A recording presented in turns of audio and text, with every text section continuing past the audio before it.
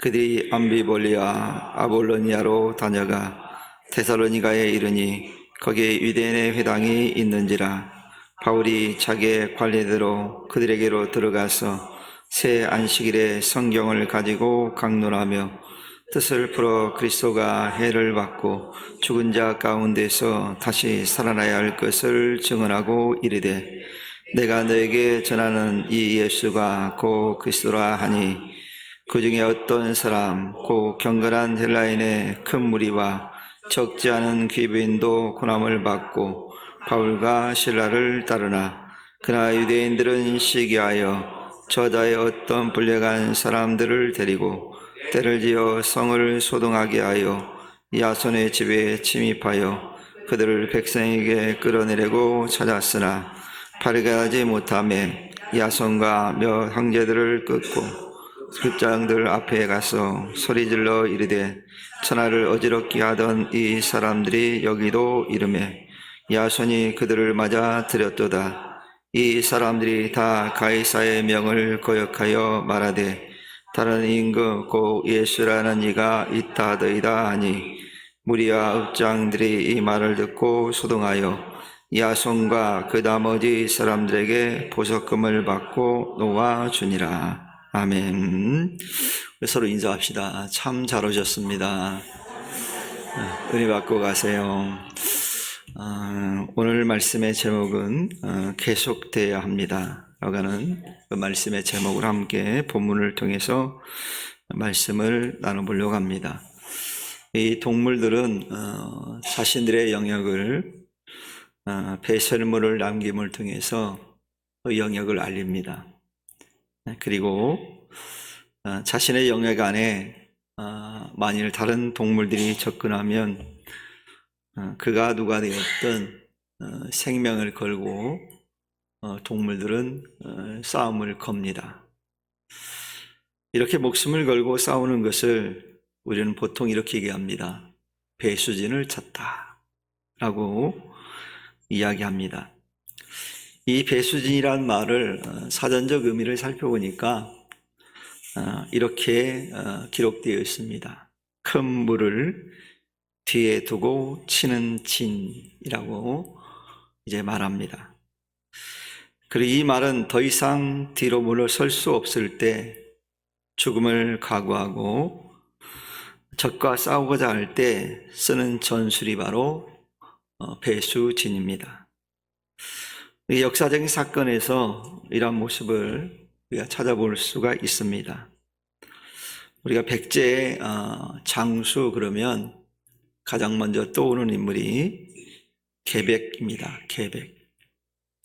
그래서 마지막 이제 나라를 지키기 위해서 끝까지 목숨을 걸고 싸우다가 결국 죽음을 맞이한 사람이 계백 장군이거든요.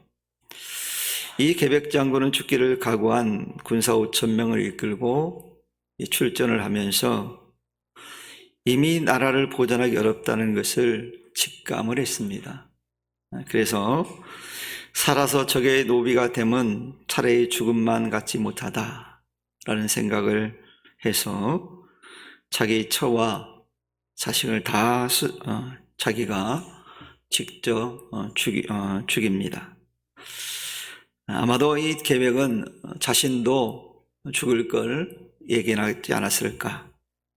그래서 그와 같은 태도를 취했습니다. 그리고 5천의 결사대를 이끌고 황산벌에서 5만의 김유신의 군대와 대치를 합니다. 근데 그 전투에서 놀랍게도 계백은 4차례나 5만의 군사를 물리쳤다는 겁니다. 5만과 5천, 물리적으로 생각하면 도저히 5천이 5만을 이길 수 없습니다. 그런데 5,000명의 결사대가 5만 명을 상대로 5번의 전투에서 4번을 이겼다라는 거예요. 이거 어떻게 설명할 수 있겠습니까? 그 이유가 뭐겠습니까? 그가 최후의 결전을 하기 위해서 배수진을 쳤기 때문에 그렇습니다. 만약 그가 5만의 군대를 두려했다면 첫 번째 전투에서 참패를 했겠죠. 하지만 그는 생명을 걸고 최선을 다해서 이제 전투를 했기 때문에 그런 놀라운 결과를 보았음을 보게 되어집니다. 이처럼 생명을 걸고 최선을 다하면 미처 생각하지 못하는 그런 기적들이 일어난다는 것을 그 계백장군의 모습을 통해서도 우리가 깨닫게 되어집니다. 그러니 아무리 강력한 세력의 공격이 있다 하더라도 끝까지 목숨을 걸고 싸우는 자들이 결국 승리자가 될 수 있다는 것을 잘 보여주는 역사적인 사건이라고 볼 수 있습니다. 특히 오늘 본문에 보면 이 바울이 빌립보를 떠나서 복음을 전하기 위해서 데살로니가로 가서 복음을 전하는 장면을 이제 소개하고 있습니다. 우리가 잘 알다시피 바울은 빌립보에서 귀신 들린 자를 치료해 주는 놀라운 이적을 베풀어 주었습니다.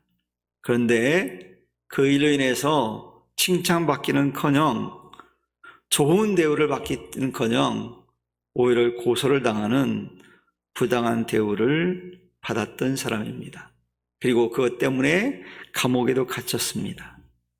하지만 바울은 그런 가운데서도 자신에게 주어진 사명을 포기하지 않고 있는 모습을 보게 되어집니다.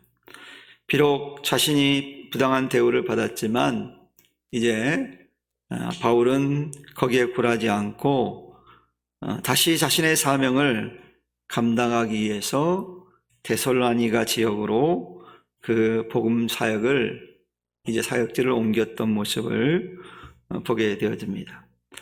바울은 자신에게 다가온 고난 때문에 복음 전하는 일을 단념하지도 않았고 멈추지도 않았습니다. 그가 단념하거나 멈추지 않았다는 사실을 증명해 주는 말씀이 있는데, 그가 데살로니가의 성도들에게 편지를 쓴 내용을 보면 확인할 수 있습니다. 바울이 그들을 향해서 이렇게 편지를 쓰고 있거든요. 너희 아는 바와 같이 우리가 먼저 빌립보에서 고난과 능력을 당하였으나 우리 하나님을 힘입어 많은 싸움 중에 하나님의 복음을 너에게 말하였노라 라고 말씀을 하고 있습니다. 이처럼 바울은 고난 가운데에서도 복음을 포기하지 않았다. 능욕을 당했지만, 고난을 당했지만 절대 포기하지 않았다 라고 바울은 이와 같이 편지를 쓰고 있는 것을 보게 되어집니다. 오히려 바울은 그 일로 인해서 더욱 믿음이 강해지고 담대해졌다라고 말하고 있는 겁니다. 그리고 디모데에게 쓴 편지에서도 그가 이렇게 말하고 있거든요. 그러므로 내가 우리 주의 증거와 또는 주를 위하여 갇힌 자 된 나를 부끄러워하지 말고 오직 하나님의 능력을 쫓아 복음과 함께 고난을 받으라 라고 이제 말씀하고 있어요. 그러면서 그가 하는 얘기가 이를 인하여 내가 또 이 고난을 받되 부끄러워하지 아니하면 나의 의리한 자를 내가 알고 또한 나의 의탁한 것을 그날까지 제가 능히 지키실 줄을 확신합니다. 이렇게 바울이 이제 말씀하고 있는 것을 보게 되어집니다. 이처럼 그런 고난 가운데서 복음을 포기한 것이 아니라 더욱더 복음을 위해서 열정적으로 일했음을 그가 성도들에게 편지를 쓰면서 말하고 있는 것을 보게 됩니다. 그러면 너희들도 고난 가운데 있다 할지라도 절대 복음은 포기되어서는 안 되는 것이다 라고 이제 말하고 있는 것을 보게 되어집니다. 이처럼 바울은 자신이 어려움을 겪으면 겪을수록 한 단계 더 신앙이 성숙했다는 사실을 이제 말해주고 있습니다. 이런 사실을 알고 있었기 때문에 그는 결코 복음을 포기할 수 없었다는 얘기예요. 그래서 그는 복음을 전하기 위해서 다른 곳으로 이동을 합니다. 이처럼 복음을 전하는 것, 이것은 하나님의 뜻임과 동시에 반드시 믿음을 가진 자들이 감당해야 될 사명이라는 것을 우리에게 알려주고 있습니다. 우리가 복음을 전하다 보면 우리를 공격해오는 이들이 있습니다.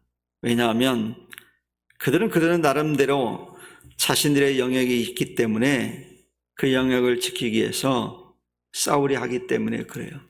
그러니까 복음을 전해서 그를 한 사람을 구원시킨다는 것이 결코 쉬운 일이 아니거든요. 영적 싸움이기 때문에 많은 어려움이 있습니다. 왜냐하면 그들은 나름대로의 자신들의 영역을 가지고 있기 때문에 그 영역이 침범받는다고 생각하면 일단 방어를 탁 하거든요. 그러니까 그 방어의 벽을 뚫고 들어가야 되기 때문에 쉽지 않은 일이거든요. 그럴지라도 어떻게 해야 될까요? 우리는 포기해서는 안 된다는 얘기입니다. 오히려 우리는 그 영혼을 구원하기 위해서 기도하고 끊임없이 그들에게 복음을 전하는 일을 해야만 합니다. 그 이유가 뭐겠습니까? 주님께서 세상 끝날까지 복음을 전하라고 말씀했기 때문에 그래요. 우리가 하나 예를 들어볼까요? 여러분 자녀들 다 사랑하시죠? 혹시 나는 자녀가 원수 같아서 좀 버렸으면 좋겠다 하시는 분, 물론 키우다 보면 때는 화날 때는 그런 마음이 조금 들 때가 있죠. 근데 그렇지 않거든요. 제가 오늘 갑자기 새벽에 3시에 깼어요. 제가 보통 4시에 깨는데 오늘은 또 3시에 깼어요. 그래서 깨가지고 딱 드는 생각이, 저는 아들이 둘 있잖아요. 그래서 이 아들들을 내가 얼마나 사랑하는가, 갑자기 그 생각이 드는 거예요. 그래서 곰곰이 생각해서 내가 정말 아이들을 사랑하는가? 여러분 어떠세요? 여러분 자녀들 사랑하시나요? 혹시 미워하시는 분, 나는 우리 아들과 딸이 철천지 원수다. 없죠? 정말 사랑하잖아요. 근데 여러분 그 아이들이 잘못된 길을 가고 있다고 생각해 보세요. 정말 알아야 될 일을 알지 못하고 엉뚱한 곳을 향해서 가고 있다고 생각해 보세요. 그럼 여러분 어떻게 하겠어요? 그냥 방치하겠습니까? 그냥 그 길을 가도록 내버려 두겠습니까? 절대 그럴 수 없잖아요. 끊임없이 얘기할 거 아닙니까? 우리는 보통 부모들이 끊임없이 하는 얘기를 이렇게 말합니다. 잔소리, 이렇게 얘기합니다. 저도 어릴 때부터 우리 어머니가 돌아가실 때까지 끊임없이 잔소리를 들었어요. 우리가 생각할 때, 근데 부모들은 그게 잔소리라고 생각할까요? 왜 할까요? 꼭 알아야 될 일이기 때문에. 내 아들이 내 딸이 요것만큼 꼭 했으면 좋겠다는 그런 간절한 마음이 있기 때문에, 이미 자기가 체험한 거기 때문에 그런 간절함 때문에 얘기하는 거거든요. 근데 그 부모 마음을 자녀들이 잘 모릅니다. 나중에서야 이제 그걸 깨닫고 나면, 그래서 우리 어머니가, 우리 아버지가 그랬구나 라는 생각이 들어요. 그런 생각이 들 때면 이미 늦은 경우도 많아요. 내 곁에 부모님이 계시지 않을 때가 많아요. 그런 경우가 많잖아요. 이걸 빨리 깨달은 자녀는 지혜로운 거예요, 지혜로운.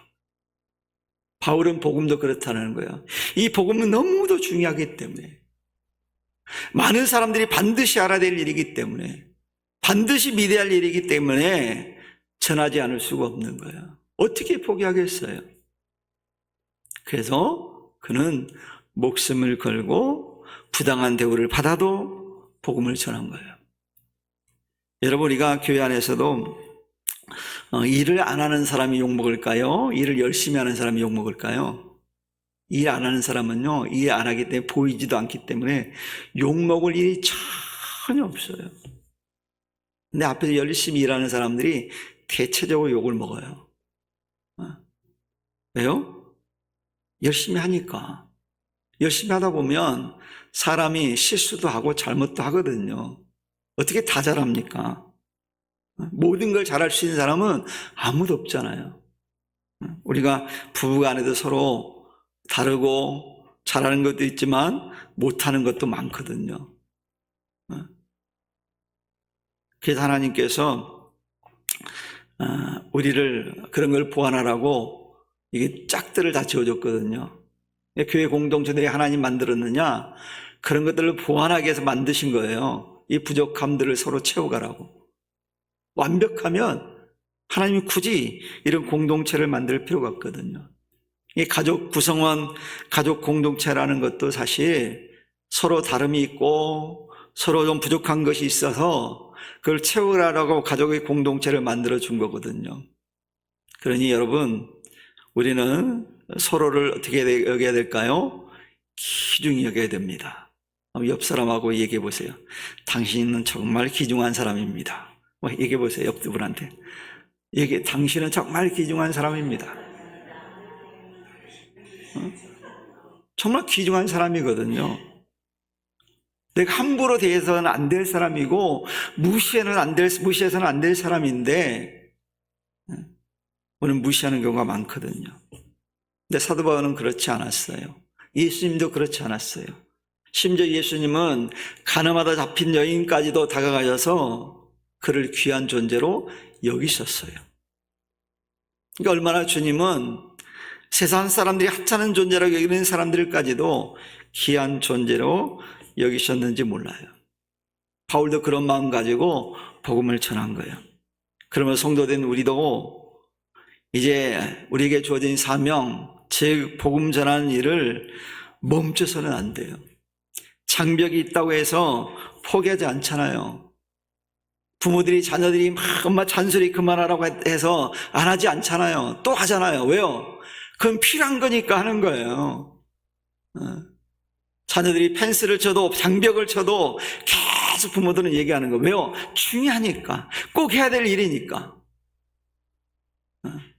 그러니 사랑하는 자녀들이요, 부모의 말에 귀를 기우시기를 축원합니다. 잔소리라만 여기지 마세요. 듣기 싫어도 때로는 좀 들어야 돼요. 이제 노인이 되면 특징이 하나 있어요. 말이 많아지고 한 얘기를 또 하고 그래요. 그래서 제가 그래도 살면서 우리 어머니에게 제일 잘한 일이 하나 있다고 저는 늘 자부합니다. 저는 우리 어머니가 살아계실 때 멀리 같이 모시고 살기도 했지만 또 말년에는 우리 어머니 형님 옆에 가 살았기 때문에 가끔씩 제가 갔어요. 우리 어머니가 가면 과거에 있었던 일을 한 1시간 내지 1시간 반 정도 얘기하십니다. 갈 때마다 다른 얘기일까요? 동일한 얘기일까요? 동일한 얘기예요. 근데 우리 형은 잘 못 들어줘요. 중간에 짜증을 내는데 저는 그래도 목사잖아요. 그래서 제가 우리 어머니한테 1시간 반은 가면 꼭 의무적으로 이 어머니 얘기를 들어줬어요. 들을 때 저도 막 들은 싫은 얘기도 있죠. 왜 없겠습니까? 그 한두 번인지 갈 때마다 들어야 되는데. 근데 제가 웃으면서 다 들어드렸어요. 그럼 우리 어머니가 너무 행복해 하세요. 그럼 효도한 거 아니에요? 제가 우리 어머니한테 물질적으로 잘하지 못했어요. 근데 우리 어머니가 그걸 너무 고마워하신 것 같아요. 여러분, 우리들은 부모가 얘기할 때 이 듣는 은혜가 있어야 돼요. 그래서 미소 지으면서 똑같은 얘기도 처음 듣는 것처럼 듣는 연습을 해보세요. 그럼 나름대로 또 거기서 즐거움이 있어요. 그냥 잔소리라고 여기지 마시고 들으시기를 축원합니다. 들어줘야 돼요. 중요한 얘기예요, 사실. 왜요? 그분들에게 너무 중요한 얘기니까 1시간 반 동안 얘기하는 거예요. 나는 중요하지 않다고 생각하지만 그들은 중요한 얘기거든요. 이런 것처럼 바울은 이 복음에 대해서는 그런 마음을 가지고 전했어요. 그러니 여러분, 사랑하는 성도들이요, 장벽이 있다 해서 사명을 멈추지 않기를 바랍니다. 주님 만나는 그 순간까지 복음 전하는 사명을 감당할 수 있기를 축원합니다. 오늘 본문에 보면 바울은 말씀을 선포하기 위해서 유대인 회당으로 갔어요. 바울은 어느 곳을 가든지 가장 먼저 찾아간 곳이 회당이었거든요. 그 가서 복음을 전했거든요. 이런 걸 당시 데살로니가는 이 마게도니아 지역에서 가장 큰 성읍이었습니다. 그래서 유대인들을 포함해서 많은 인종이 도시를 형성해서 살고 있던 곳이에요. 여러 민족이 사는 곳이란 얘기죠. 그런데 유대인들은 가는 곳마다 유대인들이 있다고 하는 특징이 있다고 하는 증거가 뭐냐면 유대인들이 가는 곳이면 회당을 졌어요. 회당은 뭐냐면 말씀을 함께 나누는 그런 공동체 모임이거든요. 그 회당을 지어가지고 거기들 모여서 생활을 말씀을 함께 나누고 안식일이면 그랬거든요. 즉 유대인들은 회당 중심의 삶을 살았어요. 이 시절 유대인들은 회당을 중심으로 했기 때문에 바울은 유대인이 모여있는 회당에 가서 복음을 전했습니다. 어찌 보면 회당은 복음을 전하기에 준비된 곳이라고 말할 수 있어요. 그럼 유대인들만 있었겠어요? 유대인들에게 동조하는 사람들, 이방인들도 함께 나눴을 거란 얘기죠. 사람들이 모이는 곳이었어요. 그리고 바울이 복음을 회당에 전한 또 다른 이유는 뭐냐면 예배 장소일 뿐만 아니라 여행객의 숙소나 직업 알선소 역할을 했거든요. 혹은 유대인들의 모임 장소로서 그들을 삶의 중심지 역할을 했던 것이 바로 회당이에요. 회당. 그런 사람들이 언제나 모여있는 곳이죠. 이런 측면에서 바울에게 있어서 처음 방문하는 낯선 도시에서 복음을 선포하기 위해서 회당에서 방을 얻어서 머무는 것도 매우 중요한 일이었어요. 또한 그는 자비량으로 섬겼던 사람이잖아요. 그렇기 때문에 직업을 알선받는 것도 매우 중요한 일이었어요. 결과적으로 볼 때 바울에게 있어서 회당은 선교 여행 경비를 조달하는 그 역할도 했던 곳이거든요. 이런 이유로 인해서 바울은 새로운 도시에 가면 회당을 중심으로 복음을 전했습니다. 그리고 가장 중요한 이유는 그 회당 예배에 참석하는 자들에게 복음을 전할 기회가 제공되었기 때문에 더더욱 바울은 회당을 방문했어요. 이런 바울의 복음 전파의 모습을 보면서 우리는 복음의 사람들의 삶의 현장 속에서 이제 복음을 전해야 된다는 것을 깨닫게 되거든요. 그럼 우리 성도님들은 내가 속한 삶의 현장 안에서 복음을 전해야 됩니다. 이게 가족들에게도 전해야 되고요. 이게 삶의 현장이잖아요.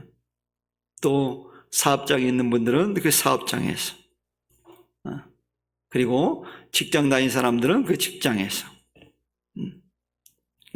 삶과 관계 있는 장소에서, 현장 속에서 복음을 전하는 이들이 돼야 되거든요. 여러분, 하나님께서 우리에게 믿는 사람은 사업장을 허락하신 것을 이렇게 받아들여야 되거든요. 하나님께서 내게 복음을 전할 수 있는 기회를 줬구나. 얼마나 좋습니까? 또 직장인들은 직장 안에서 얼마나 많은 사람들을 만납니까? 복음을 전할 기회를 찾아야 돼요. 그래서 우리가 복음을 전할 마음을 가지고 기회를 찾으면요, 반드시 기회가 오거든요. 아무 때나 전하라는 게 아니라 하나님께서 주시는 타이밍이 있다는 얘기예요. 예수님을 소개할, 복음을 전할 수 있는 타이밍이 있다는 거예요. 그때 전하면요, 그 역사가 일어나거든요. 제가 예전에 군대에 있을 때 제 후임으로 저 나이 2살 많은 이제 대학 교수가 온 적이 있어요. 대학 교수가. 저도 늦게 왔더라고요. 근데 이 친구가 저를 굉장히 제가 잘해주니까 따랐거든요. 그래서 이 친구에게 내가 다른 것보다도 군에 있는 동안 꼭 예수님을 소개해주고 싶은 마음이 너무 간절했어요. 그래서 타이밍이 딱 주어져서 딱 한 번 전했거든요. 그리고 나중에 제대하고, 그 친구도 제대하고, 나중에 연락이 한 번 온 적이 있어요. 그 뒤로는 한 번도 안 왔지만 연락이 한 번 왔어요. 얼마 뒤에 결혼을 했고, 나이가 있었으니까, 부인과 함께 교회 열심히 출석한다는 얘기를 들었어요. 이 타이밍이거든요. 그걸 엿봐야 되거든요. 그 기회가 있을 때 복음을 전해야 돼요. 학생들은 어떻을까요? 학생들은 학교에서 복음을 전하는 기회로 삼아야 되거든요. 학교는 매우 중요합니다. 요즘은 학교에 안타깝게도 초등학교나 중고등학교에 한 반에 예수 믿는 아이들이 드물대요. 1명, 2명 이렇게 있대요. 예전에는요 많았거든요. 심지어 요즘 부모들이 교회를 잘 못 가게 해요. 그게 복음 전하기 매우 어려워요. 사실 이 어린아이들이 예수를 믿지 못한다는 건, 그들에게 복음이 전해지지 못한다는 건 미래의 교회가 어떻게 될지 잘 보여주잖아요. 우리가 기도 많이 해야 됩니다. 저는 특별히 학원 복음 사역이 매우 중요하다고 여기는 사람 가운데 한 사람이에요. 왜냐하면 제가 처음 예수를 만난 게 교회에 와서 만난 게 아니에요. 학교에서 친구들 등에서 학교 동아리에서 복음을 듣고 예수를 믿었거든요. 그래서 제가 학원 복음 사역을 10년 동안 했거든요. 근데 그 과정 속에서 많은 학생들이 예수를 만났거든요. 이게 너무 중요하다는 걸 알아요. 여러분, 그래서 기도 많이 해야 됩니다. 어떤 선생님들은 그래서 이걸 요즘은 전하지 못하도록 막 정부에서, 교육부에서 막 이 종교를 전하지 못하도록 많은 그런 방해하는 요소들이 있거든요. 근데도요, 하나님 반드시 타이밍을 주거든요. 그 마음을 가지면. 제가 아는 교수님이 은퇴를 하고 몽골로 대학에 이제 교수로, 교환교수로 갔어요. 근데 이분이 간 목적은 선교를 위해서 간 거예요. 이분은 선교사로 파송을 받아 간 거예요. 몽골도 직접적으로 복음을 전할 수 없는 나라거든요. 늘 이분이 기도하면서 하나님께 타이밍, 기회 주시기 원했는데 하나님이 기회를 주시더라는 거예요. 그리고 그 학생들에게 복음을 전해서 그 예수 믿고 열심히 신앙생활하는 아이들이 많다라는 거예요. 이처럼 우리가 그런 관심을 가지면 하나님께서 기회를 주시거든요. 그러니 여러분, 우리 모든 삶의 현장에 어떻게 보면 하나님을 전할 수 있는, 즉 복음을 전할 수 있는 그런 의미가 담겨져 있다는 걸 우리가 깨달아야 돼요. 삶의 현장이 그런 곳이거든요. 그래서 하나님께서는 그래서 이 믿음의 백성들을 통해서 이 복음의 영역들이 넓혀지길 원하시거든요. 여러분, 그래서 하나님 나라의 지경은 계속 넓어져야 됩니다. 그런데 놀라 이런 일들이 점점 줄어들고 있어요. 그러면 우리가 멈춰야 될까요? 이런 장벽이 있다고 해서? 아니에요. 그래도 계속 돼야 돼요. 바라기는 우리 성도님들이 이 하나님 나라의 지경을 넓히는 일에 쓰임받는 성도 되기를 축원합니다. 그러기 위해서 우리가 우리 삶의 현장에서 예수님을 드러내야 돼요. 드러내야지 전할 수 있거든요. 그리고 우리가 무엇을 과연 전해야 되겠습니까? 오늘 말씀해 보니까 바울은 회당에 갔을 때 성경을 가지고 들어가서 전했다고 기록하고 있습니다. 바울은 성경을 해석하고 강론하면서 기록된 성경 말씀이 예수님 안에서 성취되었다고 전해요. 그 내용은 뭡니까? 메시아가 고난을 받고 죽은 자 가운데서 부활할 것이라고 하는 구약의 예언의 말씀을 설명하면서 그 예언이 바로 예수님께 부활하심을 통해서 그 기록된 말씀이 성취되었다고 이제 말씀하고 있는 거예요. 그래서 이 바울은 그들을 향해 너희들이 기다렸던, 너희들이 고대했던 그 메시아가 바로 예수님이라고 그들에게 알려주고 있는 거예요. 바울이 이처럼 확신의 참 말씀을 사람들에게 전합니다. 자신이 믿고 만나고 발견한 예수님에 대해서 확신을 가지고 전하거든요. 이런 바울의 모습을 통해서 신앙의 확신, 신앙 영적인 체험이 얼마나 중요한가 하는 것을 알 수 있어요.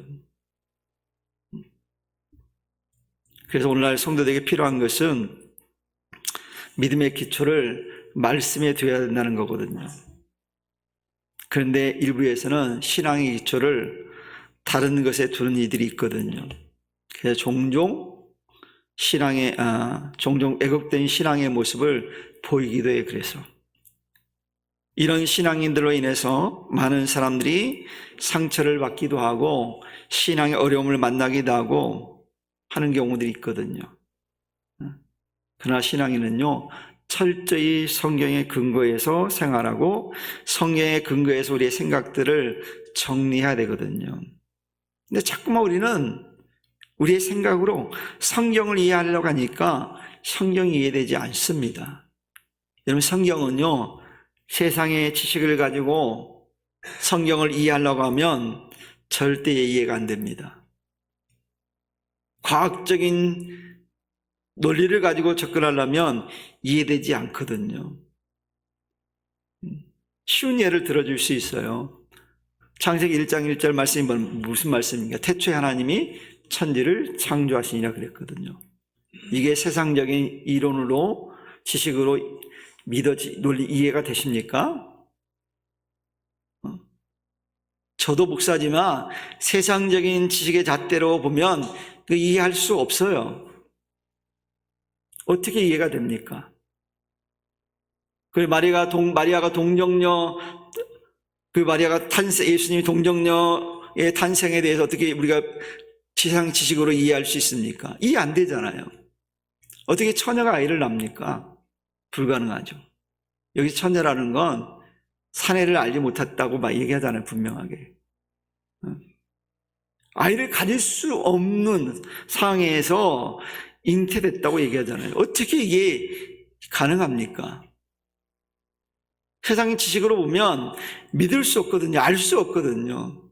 근데 영적인 눈으로 보면, 말씀을 잣대를 가지고 보면 믿어지거든요. 근데 세상적인 지식을 가지고 성경을 이해하려고 하니까 성경이 이해되지 않으니까 말씀을 거부하는 자들이 생기는 거예요. 그래서 베드로 사도가 중요한 얘기를 했어요. 또 그 모든 편지에도 이런 일에 관하여 말하였으되 그 중에 알기 어려운 것이 들어있으니 무식한 자들과 굳세지 못한 자들이 다른 성경과 같이 그것도 억지로 풀다가 스스로 멸망에 이르느니라, 이렇게 교훈하고 있어요. 여러분, 유대인들은요, 성경에 대해서 정말 많이 알았거든요. 많이 알았어요. 그런데 중요한 것은 그 성경을 잘못 해석하고 잘못 이해하니까 스스로 멸망에 빠진 거예요. 즉, 그들이 성경에 예언된 대로 그 메시아가 오셨음에도 불구하고 그 메시아를 알아보지 못하는 어리석음을 범했거든요. 오늘날도 사람들에게 예수 그리스도가 소개되고 있지만 말씀을 받아들이지 못하는 경우들이 너무 많잖아요. 그러면 성도들이 바른 믿음의 삶을 사는 것은 매우 중요해요. 그래서 우리가 먼저 믿는 자들이 믿음의 모습을 보여야 되거든요. 그런데 믿음이 왜곡되거나 신앙생활이 왜곡된 경우가 너무 많아요. 입술로는 믿는다고 하는데 삶은 전혀 그렇지 못한 이들이 얼마나 많은지 몰라요. 즉, 신앙과 삶이 일치되지 않고 분리되어 살기 때문에 많은 문제를 가져다 주거든요. 그러면 사랑하는 성도 여러분, 저와 여러분은 신앙과 삶이 일치되는 삶을 살 수 있기를 축원합니다.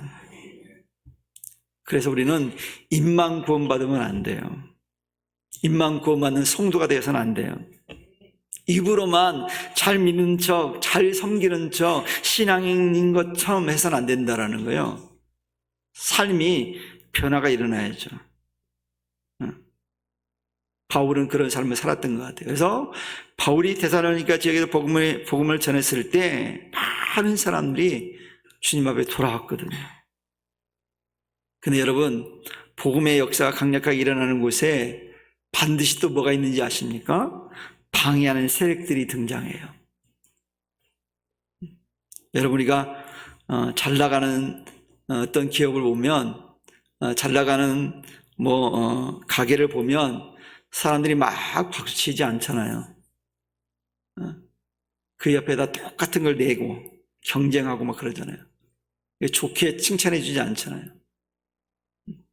성도는 여러분, 믿음의 공동체에서는요, 누군가가 잘하면 막 서로 칭찬하고 존경하고 귀하게 여겨줘야 됩니다. 이게 믿음의 공동체죠. 시기 질투해서는 안 되거든요. 하나님이 싫어하는 게 시기 질투거든요. 근데 바울이 열심히 복음 전해서 많은 사람이 믿으니까 방해하는 세력들이 등장했어요. 그래서 바울의 일행에 대해서 뭐라고 얘기했는지 아십니까? 이렇게 얘기했어요. 천하를 어지럽게 하는 이들이다. 천하를 어지럽게 하는 이들이래요. 근데 또 한편으로 이 방해꾼의 입장에서 보면 그렇게 이해될 만하기는 해요. 왜냐하면 바울의 일행이 전한 복음의 내용이 뭐냐면 만왕의 왕으로 오신 예수님께서 통치하는 세계가 도래한다라고 전했거든요. 이런 바울의 메시지는 그 당시 로마를 자극하는 말이 될 수 있었거든요. 왜냐하면 당시 로마는요, 황제를 어떻게 생각하냐면 세상의 유일한 통치자라고 여겼어요. 신처럼 여겼거든요. 근데 또 다른 왕이 있다고 하니까 얼마나 그들 입장에서는 기분 나쁘겠습니까? 그래서 그들이 바울을 고소할 거리를 찾은 거예요. 그게 뭐냐면 로마 제국의 법과 질서를 파괴하는 자들이라고 지금 고소하는 거예요. 결국 바울의 일은 더 이상 데살로니가에서 복음을 전할 수 없는 처지가 되고 맙니다. 근데 하나님께 또 거기에 복음을 끝내는 게 아니라 또 다른 곳으로 복음이 전해지도록 하나님께서 역사하세요. 어디로 보내냐면 베레아를 선교지로 옮깁니다. 베레아로. 복음이 멈추지 않아요. 복음은 계속적으로 진행되는 모습을 보게 돼요. 우리는 특별히 바울이 데살로니가를 떠나면서도 얼마나 이 데살로니가의 성도들을 사랑하고 있으며 복음에 대한 열정을 가지고 있었는가 하는 것을 그가 쓴 편지에서 우리는 읽어낼 수 있어요. 그가 뭐라고 얘기하냐면 데살로니가의 성도들을 향해서 이렇게 얘기합니다. 형제들아, 우리가 잠시 너희를 떠난 것은 얼굴이요 마음은 아니니 너희 얼굴 보기를 열정으로 더욱 힘썼노라, 이렇게 말하고 있어요. 우리 몸이 떠날 뿐이지 마음은 떠나지 않았다는 거예요. 이런 바울의 모습을 통해서 그 얼마나 복음에 대한 열정이 있었는가 하는 것을 알 수 있습니다. 이처럼 바울은 하나님 나라의 지경을 넓히기 위해서 복음은 계속적으로 전해진다는 사실을 몸소 보여준 사역자예요. 하나님 이처럼 수많은 복음의 방해꾼들이 있음에도 불구하고 계속적으로 복음은 증거되어야 된다는 것을 우리에게 오늘 말씀해 주고 있어요. 오늘날도 역시 복음 증거 현장에는 방해하는 세력들이 반드시 있습니다. 또 방해하는 요소들도 발생하고요. 그럼에도 불구하고 이 복음은 계속 전해져야 돼요. 그리고 복음이 전해지는 곳이면 어디든 반드시 복음을 방해하는 세력들이 존재합니다. 그럼에도 복음은 계속 전해져야 됩니다. 그럼 우리 사랑하는 성도 여러분, 우리는 이 복음이 전해지는 그 중심부에 속해서 일할 수 있는 성도가 돼야 돼요. 변두리에 있으면 안 됩니다. 일부 예배도 내가 말씀드렸는데 은퇴자들은 은퇴하고 농촌으로 가는 게 좋을까요? 도시로 오는 게 좋을까요? 대답을 못 하시네요. 제가 가르쳐 드릴게요. 농촌으로 가지 마세요. 왜냐하면 나이가 들면 몸에 뭐가 와요? 질병이 찾아오잖아요. 자, 질병을 고치려면 뭐가 갖고 와야 돼요? 병원이 갖고 와야 하잖아요. 그러니까 병원 가까이 사는 사람들은 복 받은 사람이에요. 어제 제가 결혼식을 가면서 이웃계 사모님을 모시고 저희 갔거든요. 저희 집사람 셋이. 근데 사모님이 얘기해 주는데 어떤 사모님이 돌아가셨대요. 근데 돌아간 이유를 들으니까 기가 막히더라고요. 그러니까 병원 가까이 있었으면 죽을 일이 아니에요. 강화도에 은퇴하고 가서 좋은 집을 짓고 살았대요. 공기가 좋으니까. 근데 119를 불렀는데 안 오더라는 거예요. 그래서 사설 또 있잖아요. 구급차 불러가지고 겨우겨우 왔는데 대학병원으로 가라고 그랬다는 거예요. 가다가 심정지가 와가지고 사망했대요. 여러분은 우리는 어때요? 삼산동, 부계동, 이게 무슨 동이죠? 갈산동. 갈산동 맞죠? 두산 아파트인데 갈산동 맞죠? 태화 아파트 갈산동 맞죠? 이 갈산동 어때요? 병원하고 멀어요, 가까워요? 대답을 못하세요. 병원 몰라요? 가깝잖아요. 구급차 부르면 5분 안에 거의 다 오죠, 그렇죠? 얼마나 우리는 복 받는 사람인지 몰라요. 가까이 살아야 돼요. 올로 목사님 예전에 저한테 그런 얘기 하시더라고요. 은퇴하고 원래는 저 시골로 이사 갈까 생각했대요. 그래서 내가 목사님 지금 여기 계신 게 잘한 일이라고 그랬어요. 잘하신 일이라고.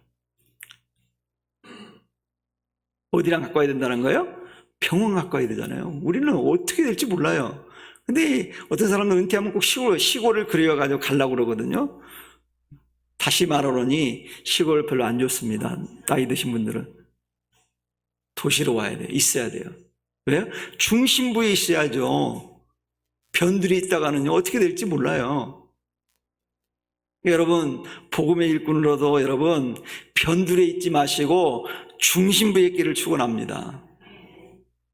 그런 믿음의 삶을 살아가는 우리 부평성산의 모든 가족들 되기를 주님 이름 간절히 다시 한번 축원합니다.